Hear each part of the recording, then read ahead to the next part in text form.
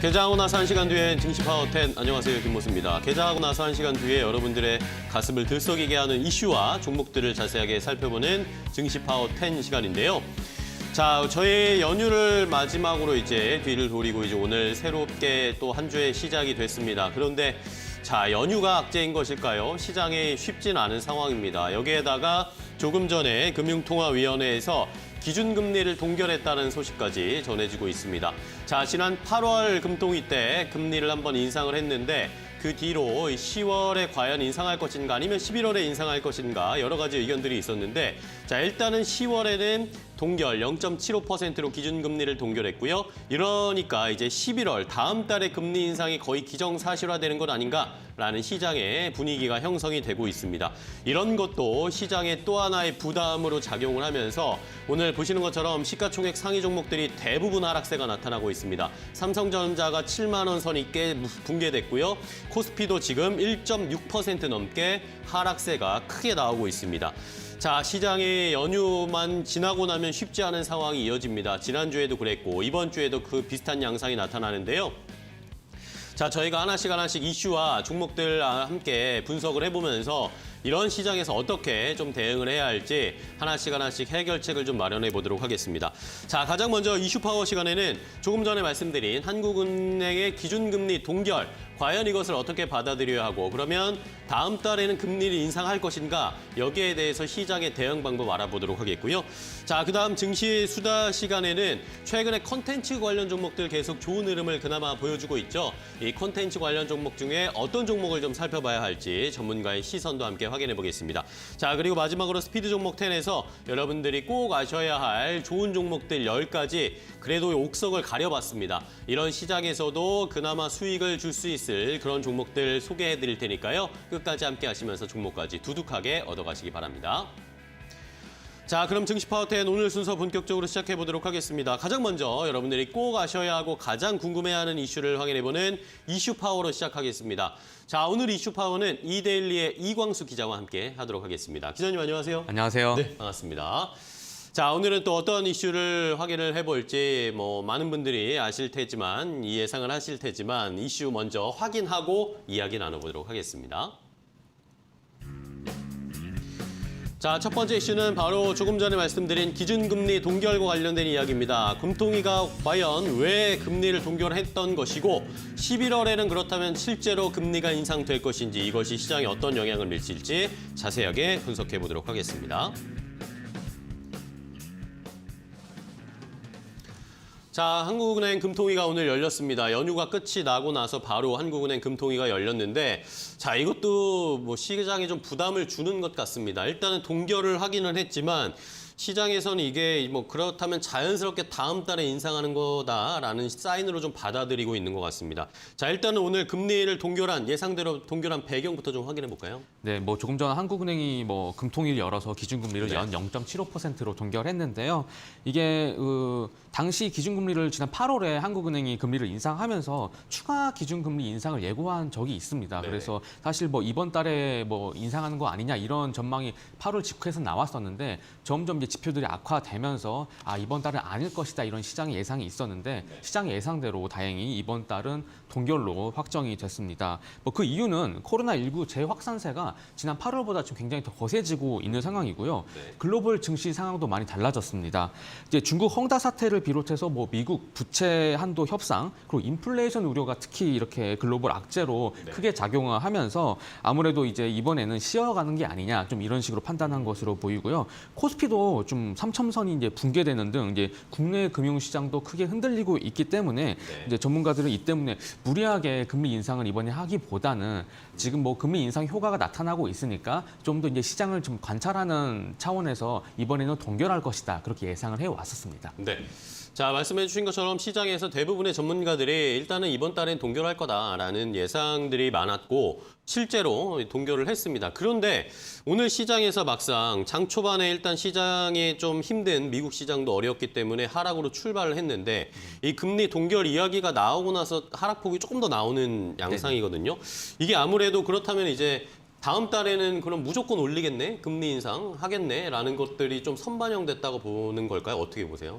일단 그 부분도 있지만 일단 왜 동결을 했는지 그 배경을 이제 한국은행이 나중에 밝힐 텐데 그렇죠. 만약에 지금 상당히 뭐 경기 지표가 좋지 않다라던가 뭐 이런 내용들이 나오면은 오히려 또 시장이 악재로 다가올 수 있거든요. 그래서 금리를 동결한 배경이 정말 뭐냐? 물론 이렇게 전문가들이 이렇게 코로나19 뭐 등등 이게 앞서 사실 시장이 지금 안 좋다는 거잖아요. 네네. 시장이 안 좋기 때문에 금리를 못 올리는구나. 뭐 이렇게 또 작용할 수 있기 때문에 또 이렇게 지수가 내려갔다 이렇게 볼 수도 있고요. 네. 그리고 또 다음 달에는 또 기준금리가 올릴 가능성이 큰 게 12월에는 금통위가 없습니다. 그렇죠. 그래서 다음 달에 마지막이네요, 올리지 올해가. 않으면은 올해 안에는 기준금리를 못 올리는 거기 때문에 근데 이것도 또 하나의 불확실성으로 작용할 수 있거든요. 그렇기 때문에 아무래도 시장에서 그렇게 악재로 작용한 거 아닌가 좀 이렇게 분석이 되고요.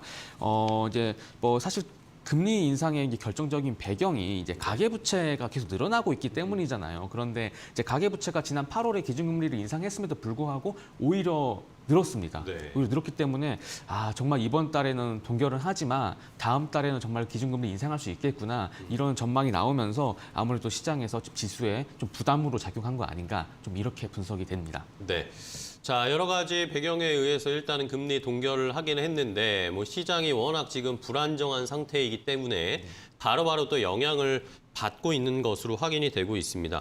자, 일반적으로 우리가 금리 인상을 하면 주식 시장에는 그다지 좋지 않다라고 일반적으로 우리가 공식처럼 좀 생각을 하고 있는데 만약에 이제 다음 달 뭐 이주열 총재가 어쨌든 연내에 한 번 더 인상을 금리 인상을 할 것이다라는 식의 시그널이 있었기 때문에 네. 자 그렇다면은 다음 달 금리 결정 때까지도 시장이 좀 부담을 주지 않을까라는 생각도 들어요. 맞습니다. 그래서 항상 그런 건 아니지만 이 기준금리 인상이 증시에는 부담으로 작용을 네. 하잖아요.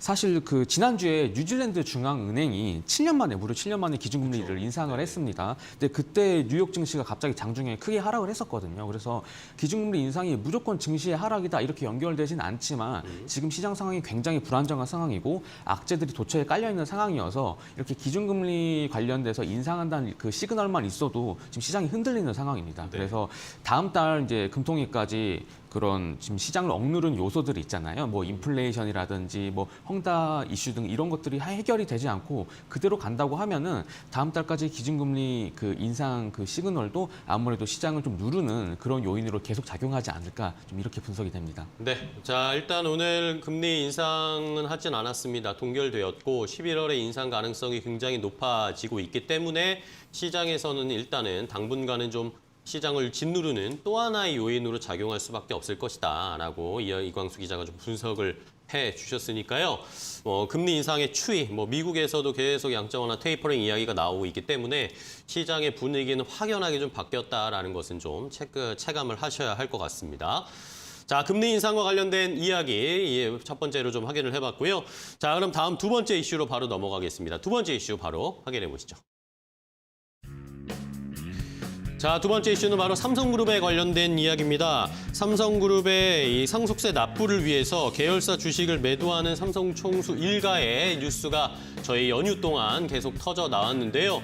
상속세 중에 12조 원 중을 추정으로 하고 있습니다. 과연 이것이 시장에 어떤 영향을 줄지 오늘 삼성그룹주들이 좀 출렁거리고 있는데요. 그 영향 확인해 보도록 하겠습니다.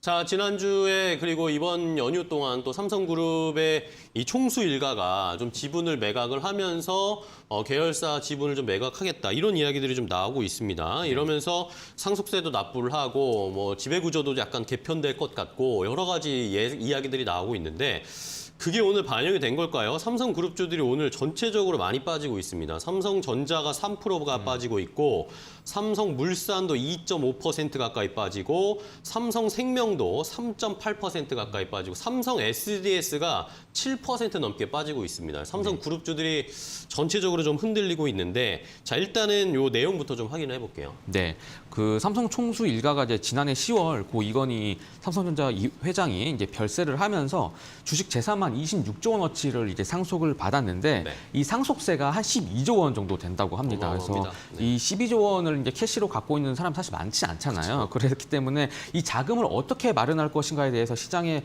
관심이 있었는데 사실 그때만 해도 주식을 팔진 않을 것이다라는 얘기를 많이 있었어요. 왜냐하면 이제 지배가 약간 이제 지배 구조에 흔들릴 수 있기 때문에 설마 주식을 팔겠냐 이런 거 있었는데 주식을 지금 일부 파는 걸로 지금 결정을 된 것으로 보이고요.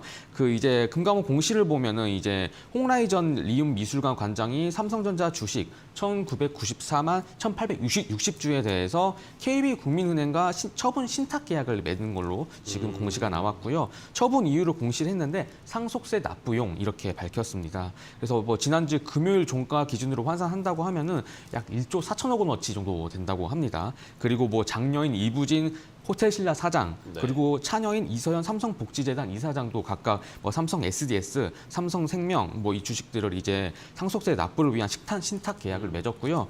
뭐 이재용 삼성전자 부회장 같은 경우에는 별도로 공시가 안 됐기 때문에 아직 이런 결정을 내리지 않은 것으로 좀 파악이 되고 있고요. 삼성 총수 일가가 이번에 처분하는 주식 가치는 지난 8일 종가 기준으로 2조 1천억 원 정도 수준입니다. 네. 자, 그렇다면 아까 말씀해 주신 중에 주식을 직접 매각하지 않고 금융기관이랑 신탁을 맺어서 좀 매도할 거다라는 이야기가 나왔는데 그 이유는 뭔가요? 아무래도 지금 시장 상황이 좋지 않으니까 만약에 이제 직접 매도하게 되면은 이게 사실 왜 주가를 이렇게 내리는 그런 게 되지 않냐, 뭐 약간 이런 좀 잡음이 주가에 영향을 주는 게 좀 부담을 느낀 것으로 보고 신탁으로 하면은 뭐 당장 이게 팔겠다는 게 아니거든요. 그래서 기관이 적절한 시점에서 이제 매도를 하는 거기 때문에 아무래도 그런 리스크를 좀 줄이고자 이 신탁 계약을 맺은 것으로 그렇게 파악이 됩니다. 네. 자, 그렇다면은 이게 아무래도 어쨌든 이 상속세를 납부하기에 천문학적인 금액을 좀 납부하기 위해서 주식을 좀 매각을 하면서 이런 것들을 충당하면 총수일가 쪽에서는 어쨌든 이런 부담이 좀 줄어들 것 같기는 합니다. 네네. 근데 이게 또 어쨌든 이 주식 시장에는 또 영향을 주잖아요. 오늘 당장 이런 네, 맞습니다. 양상이 좀 나타나는 것 같아요. 네, 어떻게 맞습니다. 보세요? 네, 맞습니다. 아무래도 그 총수 일가의 지분이 아무리 일부분이라고 하더라도 이제 매각이 나간다는 되면, 것은 일단 그것도 약간 하락의 신호잖아요. 네. 그렇기 때문에 아무래도 그런 것들이 시장에 지금 반영되고 있는 것 같습니다. 그리고 삼성 SDS 같은 경우에는 뭐 상대적으로 삼성전자 이런 데에 비해서 시총이 작기 때문에 하락폭이 더 크게 나오는 거 아니냐 좀 이렇게 분석이 되고 있고요. 네. 워낙 지금 시장이 불확실한 상황이기 때문에 그 조그만 스크래치도 좀 크게 작용하는 거 영향을 아니냐 좀 이렇게 좀 풀이할 수 있을 것 같습니다. 네.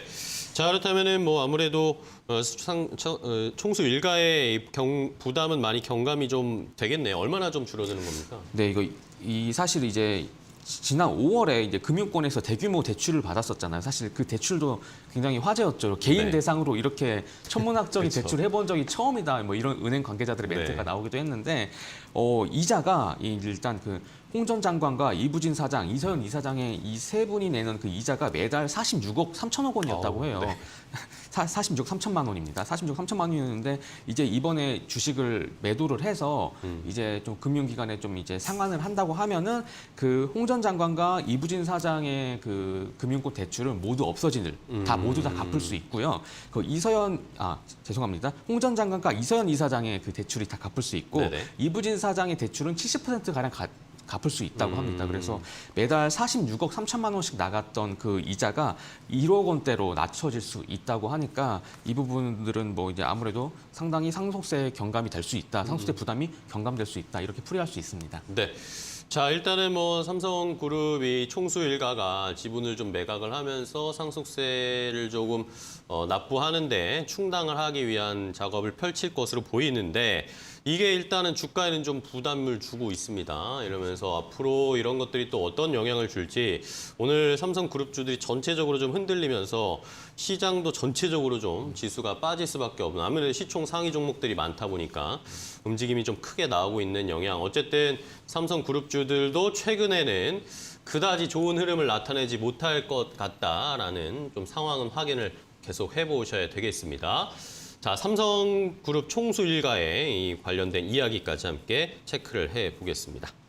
자, 오늘 이데일리 이광수 기자와 함께 두 가지 이슈와 함께 확인을 해봤습니다. 오늘 아무래도 공교롭게 또 둘 다 시장에 부담을 주는 이슈여가지고 쉽지는 않았는데요. 좋은 분석 또 인사이트 주셔서 감사하고 다음 시간에 또 뵙도록 하겠습니다. 고생 많으셨습니다. 감사합니다. 고맙습니다.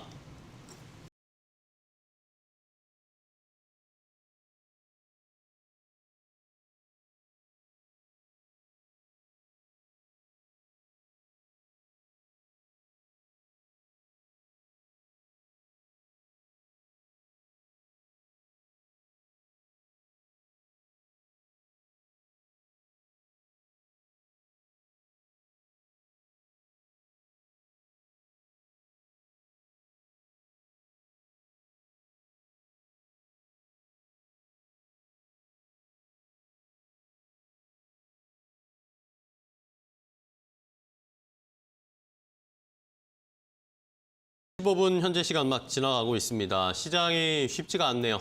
연휴 쉬고 와서 역시 좋지 않은 이야기들이 겹겹이 쌓여있는 것들이 또 한꺼번에 시장에 반영이 되다 보니까 낙폭이 크게 나오고 있습니다. 시장의 상황 좀 체크하고 가겠습니다. 강미정 캐스터와 함께 확인해 보시죠.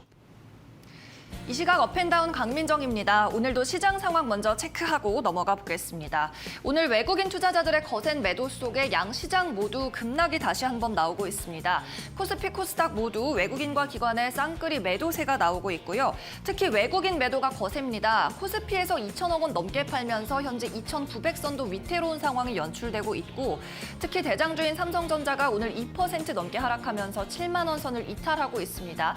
잠시 뒤 다운 특징주에서 삼성전자 시세도 확인해 보고요. 먼저 이 시각 업 특징주 함께 만나보시죠. 네, 현재 상승하고 있는 종목입니다. 인수 이슈가 부각되면서 SMCNC가 올라오고 있고요. 리비안 전기차 관련주 우신시스템도 급등하고 있습니다. 마지막으로 두나무 관련주 우리기술투자 살펴봅니다.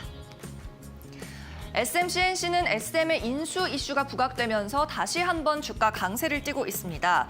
이 CJ는 SM의 유력한 원매자로 손꼽히고 있는데요. 구체적인 인수 시나리오까지 보도되면서 급등세를 타고 있는 겁니다. 오늘자 한 매체의 보도에 따르면요. CJ E&M이 현재의 음악 사업 부문을 물적 분할해서 자회사로 만든 후에 이 자회사와 SM을 합병하는 시나리오를 짜고 있다고 보도했습니다. CJ E&M이 추산하고 있는 SM의 기업 가치는 인수 경쟁사인 카카오 측의 눈높이를 크게 웃돈다고도 보도를 했고요. 또 이수만 프로듀서 역시 CJ E&M과의 거래를 희망하고 있다고도 이 매체는 전하고 있습니다. 네, 여기에 따라 SMCNC 오늘 14%, 15%까지 탄력이 나옵니다. 현재가 5,140원에 체결되고 있습니다. 이어서 두 번째 상승 특징주 만나보시죠.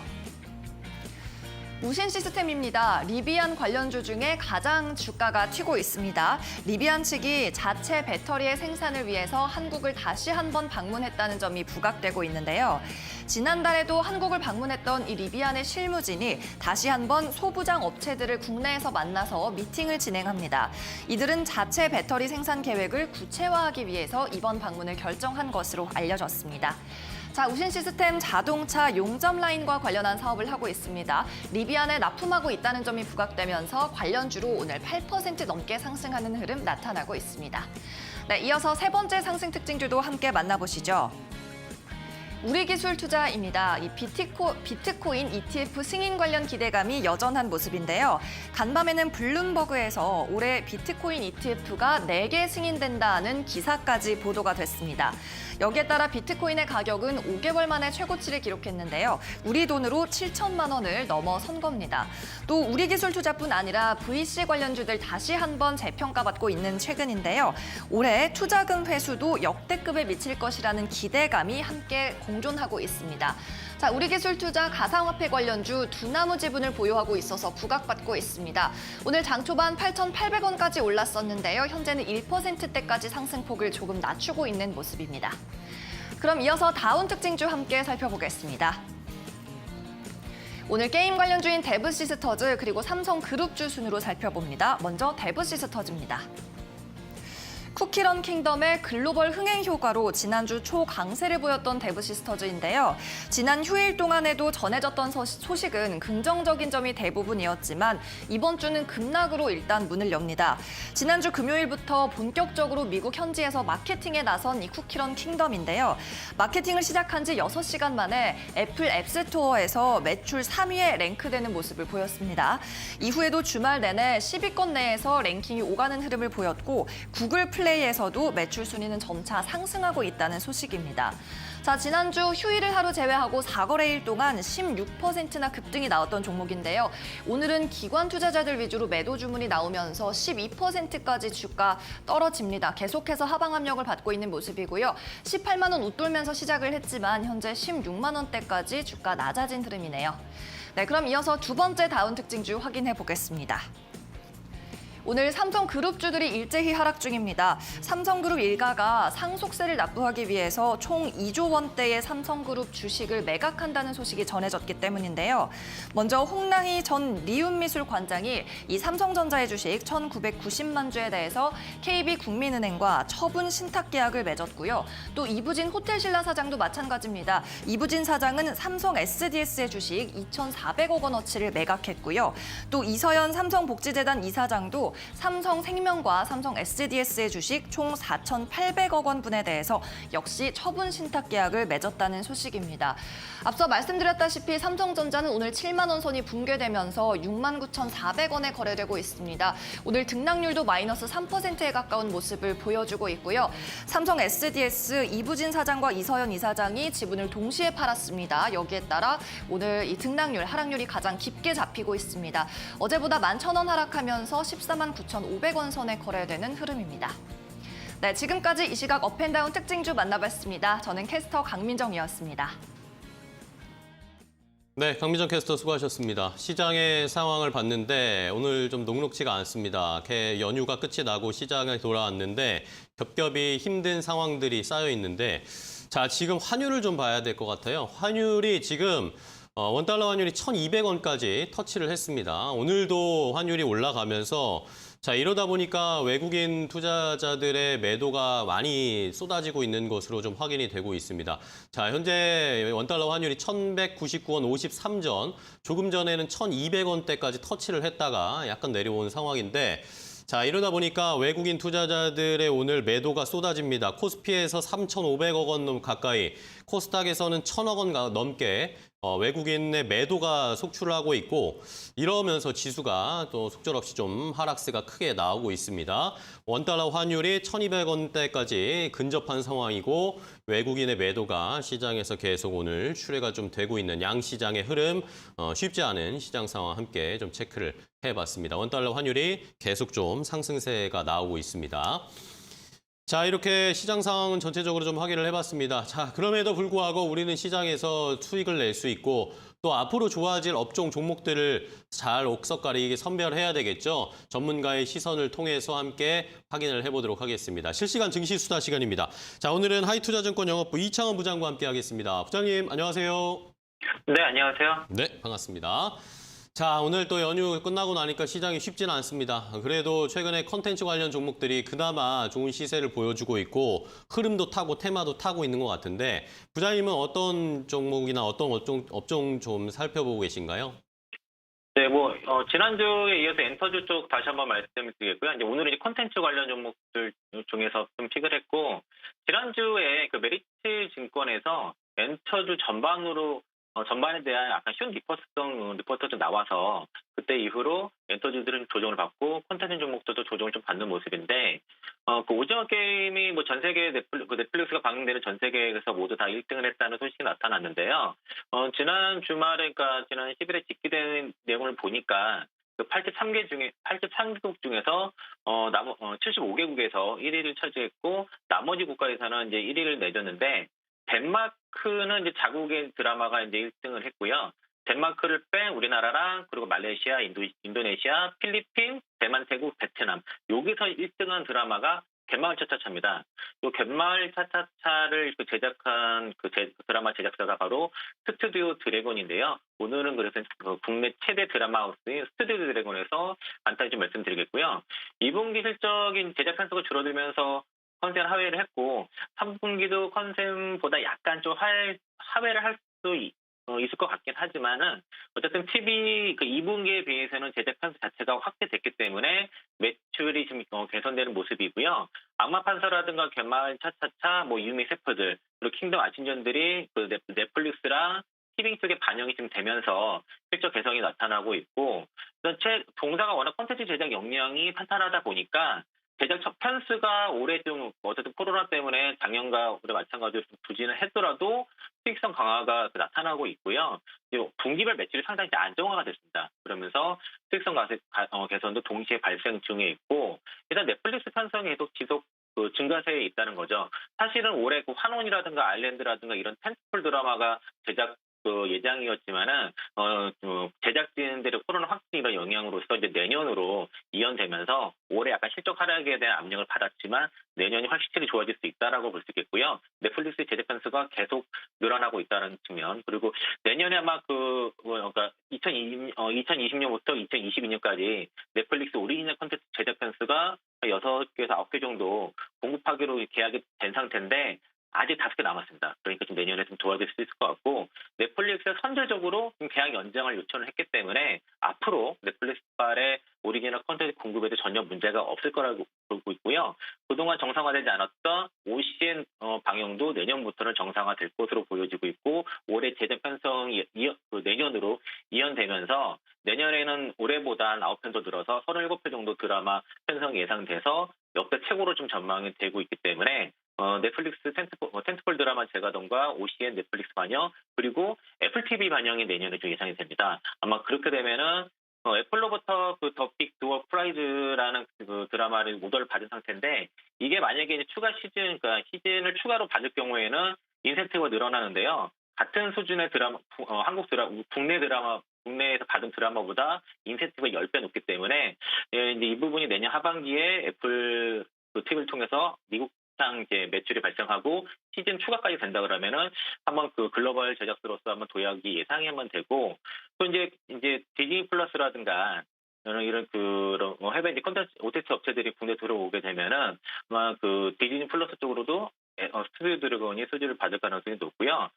애플 TV 쪽으로 추가 수주를 받게 된다 그러면은 밸류에이션도 더 올라갈 수 있다는 측면에서 한번 최근에 이제 주가 좀 올라가다가 좀 조정 들어갔거든요. 그리고 여기 이 조정 구간을 이용해서 한번 담아볼 타임이라 보고 있고, 스튜디오 드래곤의 우려가 뭐냐면 티빙으로 인해서 중복 투자 우려가 있습니다. 그래서 스튜디오 드래곤 쪽에 어떤 드라마 수주가 ENM 쪽 수주가 줄어들지 않겠냐라는 우려도 있지만은, 최근에 티빙에서 제작한 오리지널 드라마가 12개 중에서 5개를 스튜디오 드래곤이 제작하고 좀 더 덩치가 큰 건 스튜디오 드래곤에 주고 작은 거는 다른 업체에 주고 있기 때문에 전혀 문제가 없다라고 좀 보여져서, 저는 스튜디오 드래곤 같은 경우는 9만 원 아래 단에서만 좀 잡을 수가 있다고 하면은 크게 대체로 다 시간이 지나면 거의 다 먹는 그런 움직임이 나타났기 때문에 9만 원 이하 단에서 분할을 보고요. 하단은 한 8만 7천 원까지 조정 염두에 두시고 분할 접근해 보시고, 기술적으로는 정고점이 11만 3천 원인데 11만 원 쪽으로 짧게 1차 목표가 잡고요. 목표가는 이제 2차 목표가는 12만 9천 원 정도.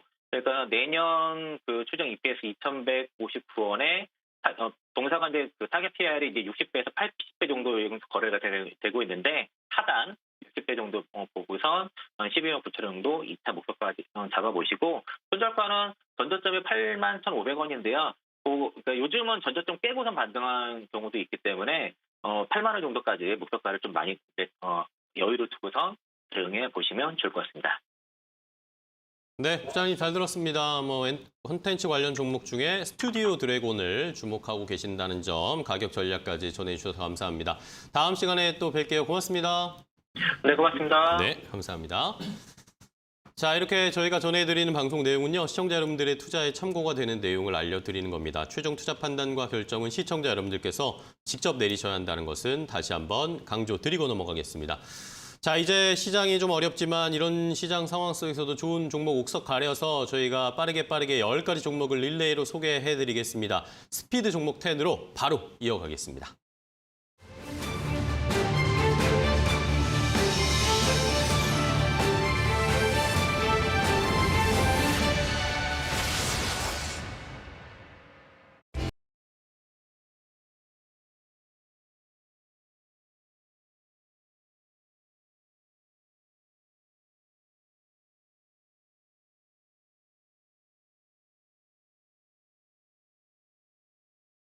지금까지 이런 종목 소개는 없었다. 스피드 종목 10 시간입니다. 자, 여러분들 이 시장이 힘들고 지치고 많이 떨어지고 어렵지만 그런 종목 속에서도 저희가 옥석 가리기를 해서 수익을 낼 수 있는 종목들을 잘 한번 찾아보도록 하겠습니다. 자, 여러분들을 위해서 저희가 10가지 종목을 두 분의 전문가와 함께 빠르게 릴레이로 소개를 해드릴 텐데요.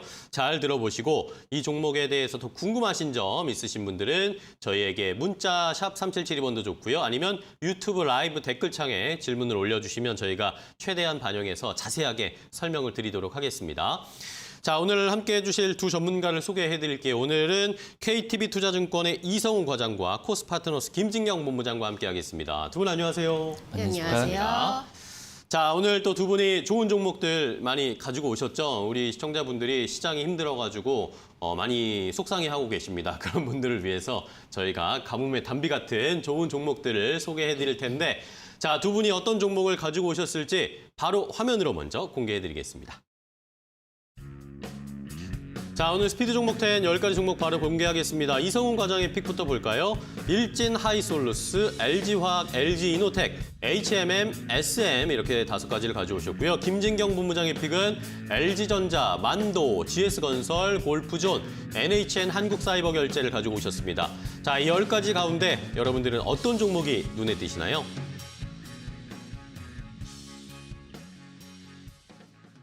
자, 이렇게 10가지 종목을 공개해드렸습니다. 말씀드린 이 10가지 종목 가운데 여러분들이 더 궁금해하신다거나 아니면 이거 내가 관심 가지고 있었던 종목인데 매수가, 목표가도 궁금하다 하시는 분들은 저희에게 아까 말씀드린 것처럼 샵 3772번 문자 보내주셔도 되고요. 아니면 유튜브 라이브 댓글창에 궁금한 점을 질문 주시면 저희가 최대한 반영해서 두 분의 전문가께서 자세하게 설명을 해드릴 테니까요. 많은 참여해 주시면서 시청해 주시기 바랍니다.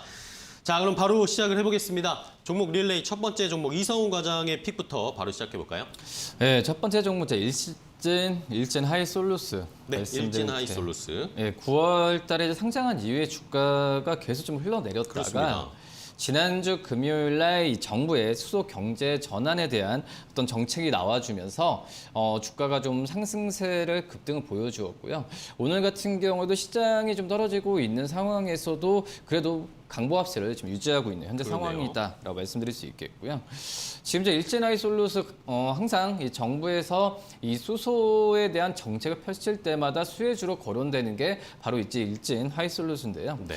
우선 일진하이솔루스 같은 경우에는 예상하시다시피 이제 환경 쪽에서의 이 미세먼지 저감 장치가 대표적인 사업 품목이라고 볼 수 있겠고, 이 최근에는 이제 수소 사업이죠. 이 수소 탱크나 모듈 등을 생산하면서 우선 수소에 대한 이 정부가 뭐 지원 의지를 밝혔을 때 항상 모멘텀에 대한 부분에 있어서 주가에 대한 관심이 있는 종목이라고 볼 수 있겠습니다. 네. 하지만 뭐 상장한 이후에 어떤 주가에 대한 하락세 부분 같은 경우에는 어떤 변동성 계속 나온다라고 좀 볼 수 있겠는데, 지금 이제 일진하이솔루스 같은 경우에는 지금 글로벌 어떤 튜브나 한마디로 이 수소를 수소 정책 나왔을 때마다 관심이 가진 사항이 바로 이제 수소를 어떻게 옮기느냐. 일반적인 넘어갔습니다. 가스보다도 옮기는 부분에 있어서 비용에 대한 부분이 항상 문제가 됐었는데, 하지만 일진하이솔루스의 이 튜브 스키드랑 튜브 트레일러에 대한 관심을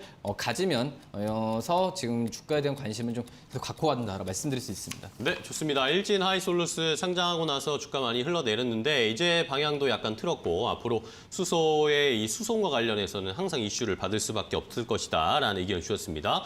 자, 유튜브에서 햇살님이 진경 전문가님 보러 왔습니다. 이성웅 전문가님도 안녕하세요 라고 하셨고, 일진 하이솔루스 너무 궁금했는데 자세하게 설명해 주셔서 좋았습니다 라고 의견 주셨습니다. 자, 다음 김진경 본부장님의 첫 번째 종목 바로 갈까요? 네, 저희 첫 번째 종목 LG전자 LG전자. 말씀드리겠습니다.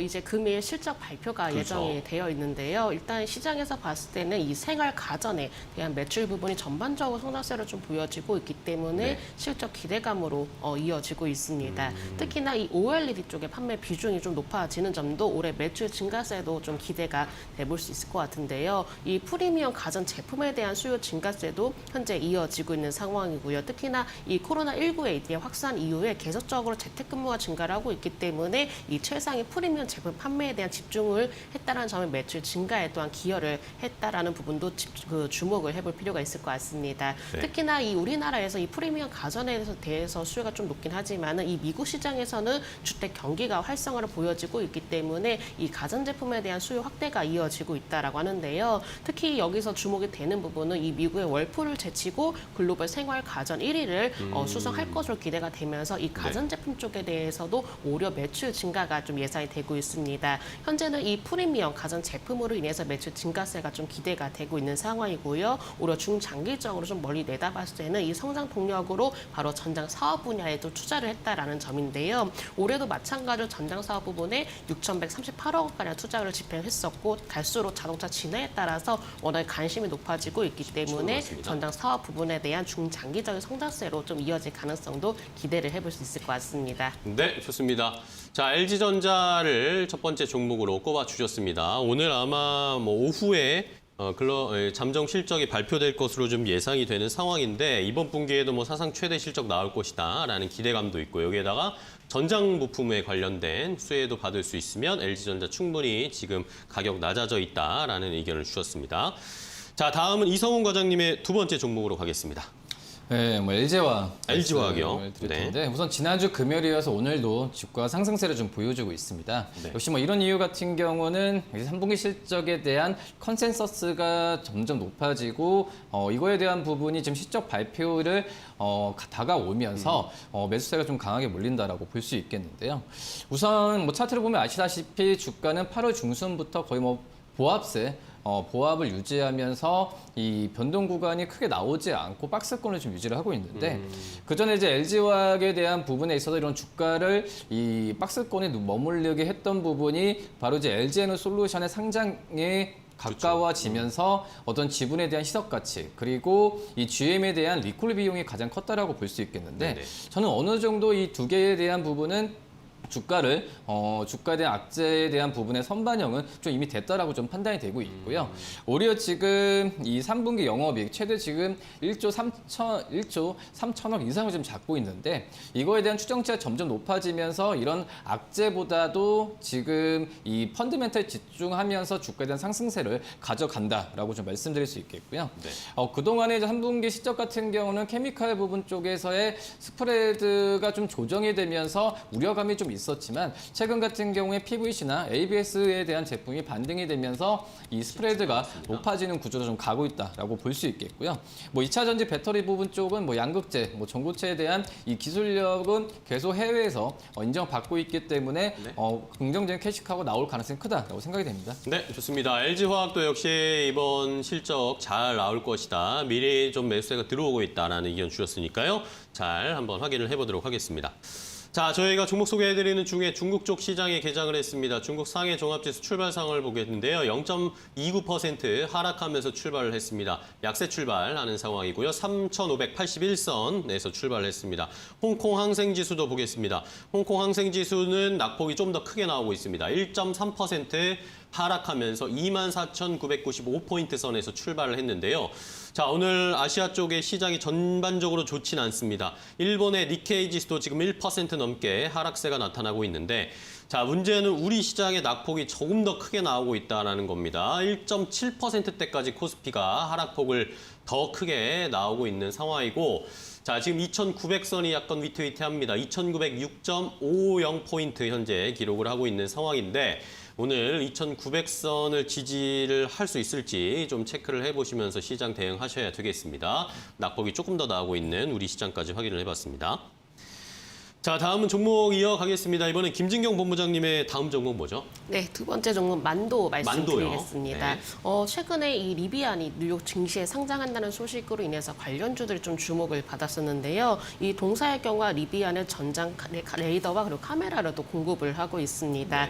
또 여기서 가장 중요한 기술력을 가지고 있는 자율주행 기능이라고 불리는 이 ADAS를 좀 개발을 했었는데요. 특히나 이 리비안의 자율주행 관련한 이렇게 전략 변화로 인해서 오히려 관심이 더 집중되는 모습도 좀 보여지기도 했었고요. 이 북미 전기차 업체의 부품 공급량이 확대가 되고 있기 때문에 매출 증가세로 또 이어지고 있습니다. 특히나 북미 전기차 부품을 관련해가지고 오히려 매출 증가가 좀 이어지게 된다면은 이 또한 기대가 되고 있긴 하겠지만은 가장 큰 장점이라 한다면 바로 독점 공급 구조로 좀 지켜내고 있다는 점인데요. 주요 고객사라고 불릴 수가 있는 이 현대차라든지 기아의 경우에는 이 자동차 제어 부품이 또한 바뀌면서 매출 증가 또한 예상이 되고 있고요. 이 부품의 제어 범위도 확대가 되고 있기 때문에 평균 판매 단가도 이 끌어올릴 수 있는 효과도 좀 기대가 되고 있습니다. 특히나 주요 부품인 이 AS의 경우는 이 현대차, 기아차 중심의 공급 구조에서 벗어나서 오히려 그 고객사 좀 다변화를 또 변화를 시대를 하고 있기 때문에 주요 경쟁사 대비해서 오히려 높은 수준의 수익성 유지하고 있다라는 점, 특히나 북미에 대한 매출과 또 우리나라에서 이 주요 고객사를 통해서 매출 증가가 더욱더 기대가 되고 있기 때문에 만도의 경우는 실적 개선으로 한번 좀 예상을 해볼 수 있을 것 같습니다. 네, 좋습니다. 만도도 역시 실적 개선에 기대감이 있는 상황이고 이 자동차 관련주 중에 만도를 좀 살펴보자라는 의견 김진경 본부장님 주셨고요. 유튜브에서도 지금 오징어님이 자동차 관련주 이야기가 많네요. 왕대방님 기대합니다. 만도 기대하고 있습니다. 라고 이야기를 계속 많이 해주시고 계십니다. 자, 다음 종목으로 이어가겠습니다. 이번에는 이성훈 과장님의 다음 종목 역시 LG그룹주 중에 LG이노텍을 가져오셨네요. 네, 뭐 지난 그 8일이죠. 아이폰 시리즈 출시가 되면서 LG이노텍도 잠깐 반등을 했는데 참 이제 예년만큼의 아이폰 시리즈 출시될 때만큼의 이 아이폰 관련주들의 주가가 혜택을 좀 못 받고 있는 그러니까요. 현재 상황이라고 볼 수 있겠고요. 뭐 여러 가지 이유 있겠죠. 작년에 너무 잘 팔렸기 때문에 이거에 대한 부분에 있어서 기저효과죠. 너무 기대감을 크게 갖지 않는 부분도 좀 있다라고 좀 판단이 되고 있고요. 역시 뭐 LG이노텍 뭐 아이폰에 대한 카메라 모듈을 공급하는 대표적인 업체이기 때문에 아이폰 수혜주로 분류되고 있는 상황이지만 지금 현재 이 아이폰 13 시리즈의 출시에 어떤 수혜를 받는 것보다도 이 LG이노텍이 이 북미 특히 이제 해외 특히 이제 북미 쪽에서의 사업 부분 진출에 대한 부분을 가져가는 그런 모습을 본다고 한다면 이 주가가 좀 떨어졌을 때 매수 관점으로 충분히 접근해도 괜찮지 않나 판단되고 있고요. 우선 지금 그 LG이노텍의 경쟁사라고 할 수 있겠죠. 뭐 샤프 같은 경우에도 지금 이제 베트남 쪽에서의 공장에 대한 부분이 그 비율이 크기 때문에 네. 이 베트남에 대한 셧다운에 대한 영향에 대한 반사이익을 LG이노텍도 받을 가능성이 있다라고 좀 판단이 되고 있고 지금 현재 LG이노텍은 스마트폰뿐만 아니라 뭐 이 자율주행이나 여러 가지 면에서 카메라 모듈의 이 수출에 대한 부분이 사업 범위 스펙트럼이 넓어지는 점을 봤을 때도 기존의 스마트폰 관련주가 아니라 그런 사업 방향성 본다고 한다면 충분히 실적에 대한 기대감을 계속 가져가도 괜찮지 않을까 이렇게 보입니다. 네, 좋습니다. LG이노텍에 대한 전략까지 살펴봤습니다.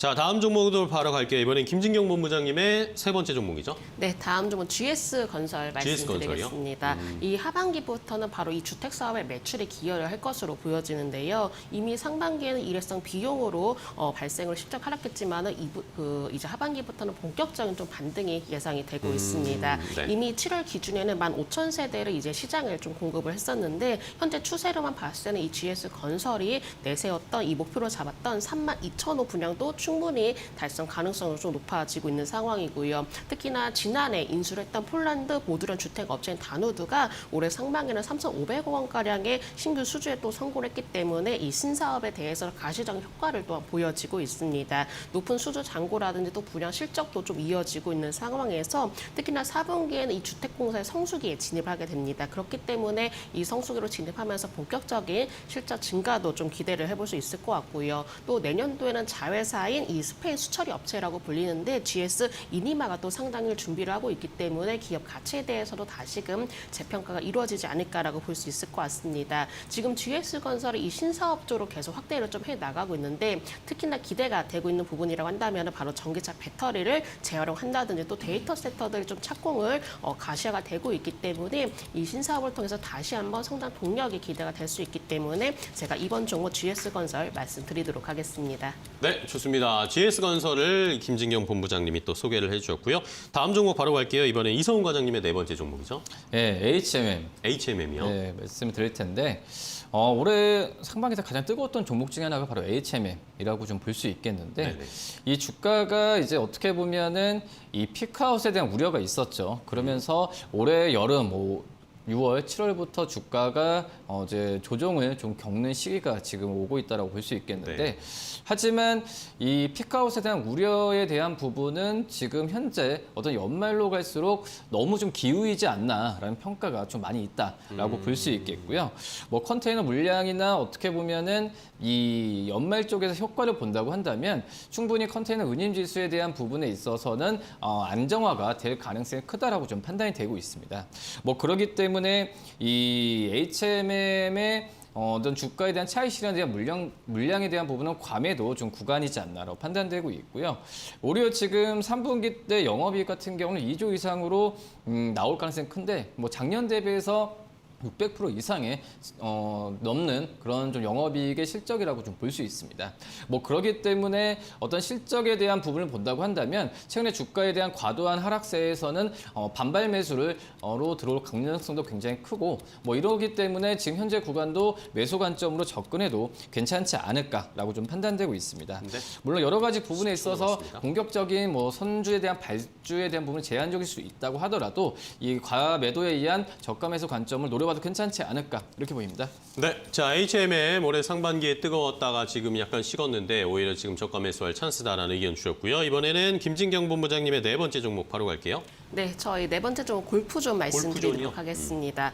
지금 이 신규 골퍼 인구가 좀 늘어나고 있기 때문에 전반적으로 업황 턴어라운드는 성공적이다라고 좀 볼 수 있을 것 같고요. 특히나 3분기 영업이익도 마찬가지로 이 시장 기대치를 좀 상회할 것이다라는 긍정적인 전망들이 나오고 있습니다.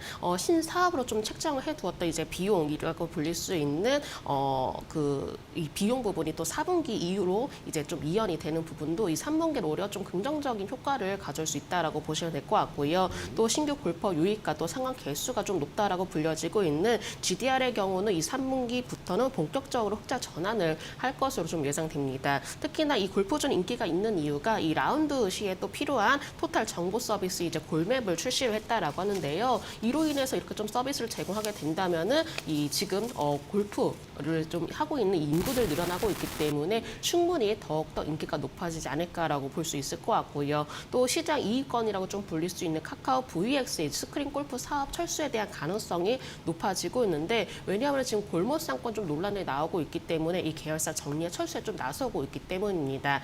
또한 골프존의 경우가 매일마다 이 배당을 또 실시를 하고 있기 때문에 지난해 배당의 경우는 이미 시가 배당을 3.6%로 좀 기록했다라는 점 역시나 전반적으로 업황 턴어라운드라든지 이 배당에 따른 매력을 가지고 있기 때문에 제가 이번 종목 골프존 말씀드리도록 하겠습니다. 네, 좋습니다. 골프존에 대한 전략까지 세워주셨습니다. 유튜브에서도 골프존에 대한 이야기가 여기저기서 꾸준히 나온다라는 그런 의견 나오셨고요. 앞으로 골프존 어떤 주가 흐름 보여줄지 주가 견조하게 흘러가고 있는데 확인해 보겠습니다. 자, 이제 마지막 종목 한 종목씩 남겨두고 있는데 저희가 시간 관계상 마지막 종목 간단하게 요점만 좀 부탁드릴게요. 마지막 이성훈 과장님의 종목은 뭐죠?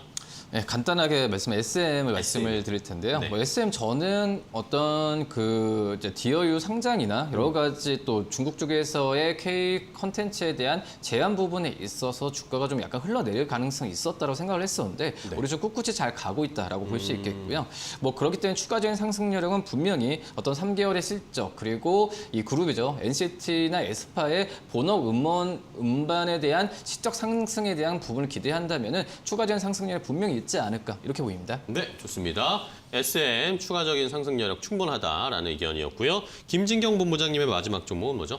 네, 마지막 종목 NH의 한국 사이버 결제 말씀드리겠습니다. 이 온라인 쇼핑에 대한 효과도 좀 나오고 있을 뿐더러 특히나 해외 가맹점이 좀 추가로 이어지고 있기 때문에 실적 기여도 또한 증가세를 좀 보여지고 있는데요. 역시나 또 OTT와 같이 신규 가맹점을 좀 추가로 이어지고 있어서 이 또한 성장을 도모할 것으로 예상되고 있고요. 우리나라뿐만 아니라 좀 해외 가맹점에 대한 구매력도 증가가 좀 이어지고 있기 때문에 이 부분을 통해서 해외 부분에 대한 매출 증가를 좀 기대를 해볼 수 있을 것 같습니다. 네, 좋습니다. 자, 이렇게 NHN 한국사이버 결제까지 저희가 10가지 종목을 다 소개를 해드렸습니다. 자, 그렇다면 이제 두 분이 다섯 가지를 가지고 오셨는데 그중에서 하나씩 탑픽을 골라주실 겁니다. 시청자 여러분들 주목을 해주세요. 자, 그럼 이성훈 과장님의 탑픽은 뭐죠? SM 말씀드릴 네, 텐데 SM입니다. 우선은 지금 5개 종목 중에서 유일하게 앞에 4개 종목 같은 경우는 주가 떨어지는 상태에서 저가매수 말씀드렸지만 네네. SM은 가고 있는 어떤 신고가 매매 관점에서 매수를 말씀드립니다. 네, 좋습니다. SM은 지금 추세 꺾이지 않고 잘 흘러가고 있기 때문에 이 추세를 그대로 이어가자, 올라타자라는 의견으로 SM을 주셨고요. 자, 김진경 본부장님의 픽은 뭘까요? 네, 저희 탑픽 종목 LG전자 말씀드리겠습니다. LG전자. 워낙에 또 실적 기대고는 나오고 있지만 특히나 현재 주가가 가장 매력적인 또 저가라는 점에 있어서 저는 탑픽 종목 LG전자 말씀드리도록 하겠습니다. 네, 좋습니다. 자, 두 분 모두 탑픽을 하나씩 골라주셨습니다. 이성훈 과장은 지금 추세를 잘 타고 있는 SM을 고르자. 그리고 김진경 본부장님은 실적, 차사상 최대 실적도 나올 LG전자를 저가에 좀 매수를 하자라는 의견 주셨으니까요. 잘 참고해 주시기 바랍니다. 자, 오늘 두 분 좋은 종목 소개해 주셔서 감사합니다. 다음 시간에 또 10가지 종목 가지고 찾아와 주시기 바랍니다. 고생 많으셨습니다. 감사합니다. 고맙습니다. 네, 증시파워텐 오늘 저희가 준비한 소식과 종목은 여기까지 소개해드리겠습니다. 저희는 또 내일 여러분들의 갈증 해소해드릴 수 있는 10가지 종목 가지고 찾아뵙도록 하겠습니다. 개장하고 나서 1시간 뒤엔 뭐다? 증시파워10 끝까지 시청해주신 여러분 고맙습니다.